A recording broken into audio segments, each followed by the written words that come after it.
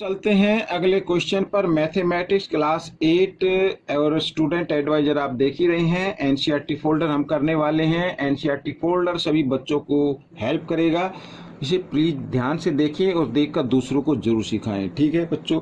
एक सेकंड बात ये मैं बोलना चाहता हूँ, जो बच्चे हिंदी मीडियम में पढ़ते हैं उनके लिए अलग से चैनल है जिसका नाम है मैथ्स विद हरी सर, उसको भी आप सर्च कर सकते हैं। एक चीज़ और, कुछ बच्चों की कंप्लेंट आती है सर वीडियो नहीं मिल रही है, कहाँ देखिए, तो डिस्क्रिप्शन बॉक्स में से जाके उसी चैप्टर की वीडियो के लिंक ले सकते हैं, या फिर वो मेरे चैनल पर चले जाएं और वहाँ से अन्य वीडियो के लिंक ले सकते हैं। ठीक है बच्चों, तो आइए करना शुरू करते हैं यहाँ पर क्वेश्चन नंबर 4। तो क्वेश्चन नंबर 4 क्या कहता है, देखिए लिखा है one of the two digit number is 3 times the other digit. ठीक है, इसमें 2 डिजिट का कोई नंबर है, उसमें से एक डिजिट दूसरे डिजिट का 3 टाइम्स है, यहाँ पे लिखा 3 टाइम्स। ठीक है, आइए इतना ही करते हैं। पहले देखो यहाँ पर थोड़ा सा मैं इसको एक्सप्लेन करना चाहूँगा। तो सॉल्यूशन 4 है ये, देखो let unit digit equal to x। तो 10 डिजिट क्या होगा, 10 डिजिट होगा। तो यहाँ पर लिखा है क्या 3 टाइम्स, तो 3x हो जाएगा, यही होगा ना। अब जैसे मान लीजिए ये है यहाँ पर 62 कर दिया मैंने। ठीक है, ये 2 है और ये 6 है, लेकिन ये 6 जो है ना ये इस नंबर का 3 टाइम्स है, इस तरीके से नंबर बना हुआ है। ठीक है, आइए नंबर फाइंड आउट कर लेते हैं। नंबर, तो नंबर क्या होगा, नंबर वही होगा 10 डिजिट को 10 से मल्टीप्लाई कर देना है और उसको यूनिट डिजिट में ऐड कर देना है। तो 10 3 जा होता है 30x और 1x, इस तरीके से तो 31x हो गया। ये फर्स्ट इक्वेशन आ गई आपकी। आइए आगे करते हैं, आगे रीड कर लेते हैं। If you interchange the digit, यदि आप इसके डिजिट को इंटरचेंज कर देते हैं, बदल देते हैं, of the 2 digit number and add the resulting number two the original number, और फिर उसको यानी जो इंटरचेंज किया आपने नंबर को, उसको ओरिजिनल नंबर में आप ऐड कर देते हैं, तो आपका यू गेट 88, तो आपका आंसर 88 आता है। What is the original number, तो ओरिजिनल नंबर बताना है। आइए करना शुरू करते हैं, बहुत ही ईजी है बच्चों। यहाँ पर बाय इंटरचेंजिंग लिख लेते हैं, बाय इंटरचेंजिंग।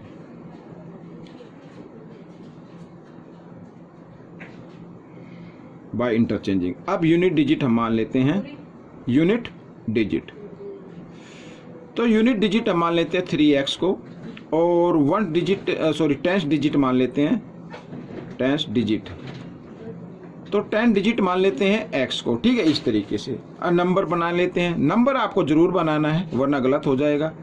तो नंबर बना लेते हैं। नंबर क्या होता है, 10 डिजिट को 10 से कर देना मल्टीप्लाई, ये हो गया मल्टीप्लाई, और उसको बाद में कर देना है वो यूनिट डिजिट में ऐड। तो ये मैंने ऐड कर दिया और दोनों को ऐड किया तो 13x आ गया, ये आ गया। ठीक है, अब अकॉर्डिंग टू क्वेश्चन में हम इसको सोल्व करते हैं। बिल्कुल ईजी है, अगर आपकी इक्वेशन बन जाए तो फिर ये ईजी है।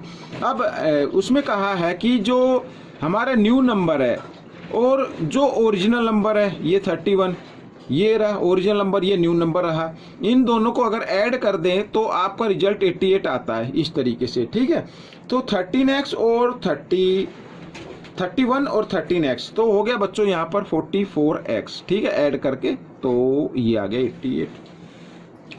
अब आपको x की वैल्यू निकालनी है, तो x की वैल्यू निकाल लीजिए। 44 इधर मल्टीप्लाई की फॉर्म में, इधर आकर ये डिवाइड की फॉर्म में आ गया। तो 41 1 जा 41, 41 2 जा, ये आ गया 88। तो x की वैल्यू तो आ गई बच्चों 2। अब यहाँ पर आप चाहे तो लिख लें अलग से, मैं लिख लेता हूँ यूनिट डिजिट, या सीधा आप आंसर भी निकाल सकते हैं। यूनिट डिजिट तो आपका आ गया 2, और यहाँ पर 10 डिजिट, ये 10 डिजिट। तो 10 डिजिट क्या है बच्चों, 3x था। ठीक है, 3 टाइम्स था ना, 3x था, ये रहा। तो यहाँ पर ये देखिए 3x, तो हम क्या करते हैं, इसको यहाँ पर लिख लेते 3 और x की जगह x की वैल्यू को 3 2 जा 6, ये आ गया।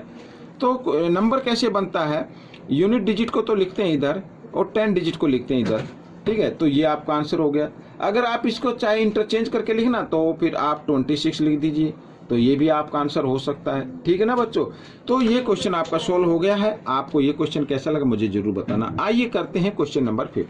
तो क्वेश्चन नंबर 5 करने के लिए हम वीडियो थोड़ी लंबी बन रही है, कोई बात नहीं, लेकिन आप बने रहें मेरे चैनल पर और स्किप ना करें, ठीक है ना, स्किप ना करें। और एक चीज़ और, अगर आपको कोई भी दिक्कत आती है, कोई भी परेशानी है, तो मेरा व्हाट्सअप नंबर डिस्क्रिप्शन बॉक्स में है, तो आप मुझे व्हाट्सअप करके भी अपनी प्रॉब्लम का सॉल्यूशन ले सकते हैं।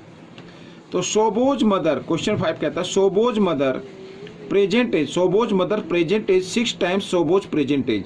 यानी कि सोबो, इसका कहने का मतलब है कि जो सोबो की एज है, जो अभी की एज है, प्रेजेंट एज है, वो सोबो की माँ की है। तो सोबो की माँ की एज, ठीक है ना, 6 टाइम्स है, किससे? सोबोज की प्रेजेंट एज से। तो आइए यहीं पर इतना हम लिख लेते हैं पहले।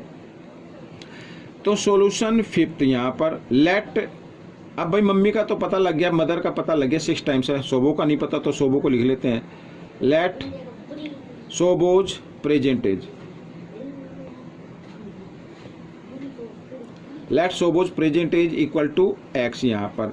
तो सोबोज की जो मम्मी की है एज है वो क्या हो जाएगी? Sobo's mother, sorry MOTHER, mother's present age equal to क्या हो गया? कितनी है? 6 टाइम्स है, तो 6x हो गई, ठीक है, ये हो गया। अच्छा, आगे कहा है सोबोज एज 5 ईयर फ्रॉम नाउ। अच्छा, 5 ईयर फ्रॉम नाउ या 5 year later, 5 years after 5 year भी लिख सकते हो इस तरीके से, कोई दिक्कत नहीं, दोनों तीनों का मतलब एक ही है। तो आफ्टर 5 ईयर, तो इसमें कहा है सोबोज की जो एज है ना 5 ईयर, वो 1/3 रह जाएगी अपनी मम्मी के प्रेजेंट एज से। तो 5 ईयर के बाद सोबोज की एज हो जाएगी, इसमें ये हो गई 5 ईयर। तो अब ये क्या है? 1/3 रह गई, ये एज 1/3 रह गई किसकी? जो सोबो की मम्मी की सोबो की जो मम्मी की प्रेजेंट एज है ना, मदर की प्रेजेंट एज है, उससे प्रेजेंट एज तो उसकी 6x है, तो उसका ये 1/3 हो गई, ये हो गई 1/3 सोबो की एज। अगर दोनों को इक्वल बनाना है तो इसको, जो सोबो की मम्मी की एज है ना, मदर की एज, उसको 1/3, सॉरी हाँ 1/3, हाँ 1/3 से कर देते हैं मल्टीप्लाई। तो इस तरीके से करना बच्चों, ये इक्वेशन बन गई। याद रखना बिल्कुल, इसको धीरे से मतलब केयरफुली रीड करना है और जैसे जैसे लिखा वैसे वैसे करना है। कुछ बच्चे यहीं पर कंफ्यूज हो जाते हैं कि 1/3 क्या है, किसको 1/3 करे। भाई ये सोबो की एज 1/3 हो गई, अगर आपको इक्वल बनाना है तो सोबो की मदर को तो 1/3 कर दीजिए। आइए x + 5 इक्वल, अब यहाँ पर 3 से ये डिनोमीटर है और ये न्यूमेटर है, तो कट जाता है, यहाँ पर 2 आ गया, तो यहाँ पर आ गया 2x, ठीक है। अब वेरिएबल को ले आना एक तरफ आपको, तो x और इधर ये आकर हो गया -2x, और इधर ये +5 है, इसको इधर ले आओ, ये माइनस हो गया। तो यहाँ पर माइनस प्लस माइनस होते हैं, 2 में से 1 माइनस करेंगे, -1x आएगा, क्योंकि बड़े नंबर के सामने माइनस का साइन है, और यहाँ पर -5, तो माइनस से माइनस का साइन कट गया, x की वैल्यू आ गई 5। तो यहाँ पर x, यानी कि सोबोज की जो एज है, ठीक है ना, सोबोज की जो एज है वो 5 ईयर है। तो यहाँ पर लिख देता हूँ मैं, ये आपको लिखना होगा सोबोज प्रेजेंट एज,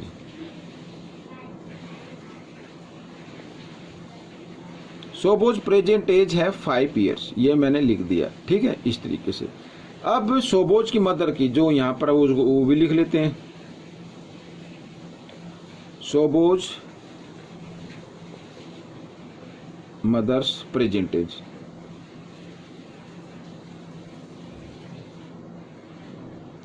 तो सोबोज की मदर की प्रेजेंट एज क्या है? यहाँ पर 6x है, लिखा हुआ ना 6x, 6 टाइम थी, तो 6 × x जगह x की वैल्यू को रख देना, 5 6 5 30, तो 30 ईयर्स है बच्चों। ये आपका क्वेश्चन सोल्व हो गया, ठीक है, इस तरीके से। आइए क्वेश्चन नंबर 6 कर लेते हैं। देखो क्या कहता है, there is a narrow rectangular plot reserved for a school in Mohali village, the length and breadth of the plot are in the ratio, यहाँ पर बच्चों 1 है, ये 11 है, ठीक है, 11:4, at the rate ₹100 per meter, it will cost the village panchayat ₹75,000 to fence the plot. What are the dimension of the plot?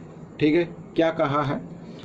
एक plot है, रेक्टेंगुलर प्लॉट है, तो ग्राम पंचायत ने उसको स्कूल के लिए रिजर्व कर दिया है, जिसकी लेंथ और ब्रेथ का रेशो गिवन है 11:4, ठीक है, और उसकी फेंस कराई गई है, यानी चारों तरफ तारे लगवा दी गई हैं 100 मीटर, ठीक है, 100 मीटर पर मीटर, यानी 1 मीटर का खर्च जो आया 100 मीटर के हिसाब से टोटल खर्च उसका 75,000 बनता है।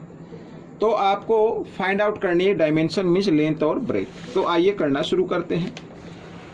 तो सबसे पहले हम पेरीमीटर फाइंड आउट करेंगे बच्चों। यहाँ पर पेरीमीटर फाइंड आउट करने के लिए आपको क्या करना होगा, सॉल्यूशन 6 लिख लेता हूँ मैं पहले। तो देखो पेरीमीटर फाइंड आउट करने के लिए पेरीमीटर ऑफ प्लॉट, ठीक है, टोटल कॉस्ट, तो यहां पर ऊपर लिखना टोटल कॉस्ट, जो फेंसिंग की टोटल कॉस्ट है वो, बाय कॉस्ट पर मीटर,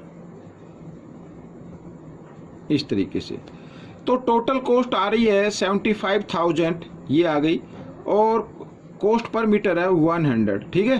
तो 20 से 20, तो यहाँ पर आ गया 750। तो ये आपका पेरीमीटर आ गया बच्चों, 750 पेरीमीटर बन गया, ठीक है। इसको थोड़ा सा मैं जूम आउट कर लेता हूँ, बस ऐसे, ठीक है, ये आ गया। तो अब यहाँ पर आपको पेरीमीटर का फाइंड आउट हो चुका है, पता चल गया है। अब हम इसकी डायमेंशन फाइंड आउट करेंगे, ठीक है, जो रेशो गिवन है। तो यहाँ पर लेंथ का रेशो 11, तो आइए कर लेते हैं, लेट कर लेते हैं, let the length of plot equal to, यहाँ पर 11x मान लीजिए, ठीक है, रेशो 11 था तो 11x हो गया, और breadth of plot equal to 4x, 4 ratio तो 4x मान लीजिए, ठीक है। अब पेरीमीटर आ चुका है, तो पेरीमीटर से ही हम इसको लेंथ और ब्रेथ फाइंड आउट करेंगे। तो पेरीमीटर का फॉर्मूला क्या होता है बच्चों, पेरीमीटर का फॉर्मूला होता है 2l + b, यही तो होता है पेरीमीटर निकालने का फॉर्मूला। तो यहां पर मैं लिख भी देता हूं, ये फॉर्मूला होता है, ठीक है। तो आइए 2l क्या है 11x प्लस b क्या है 4x, और इक्वल, ये पेरीमीटर है, लेकिन पेरीमीटर आपके सामने आ गया है 750, तो दोनों को क्या करना है, इक्वल रखना है आपको। ये भी पेरीमीटर और ये भी पेरीमीटर, तो दोनों इक्वल हो गए, सेम प्लॉट के हैं।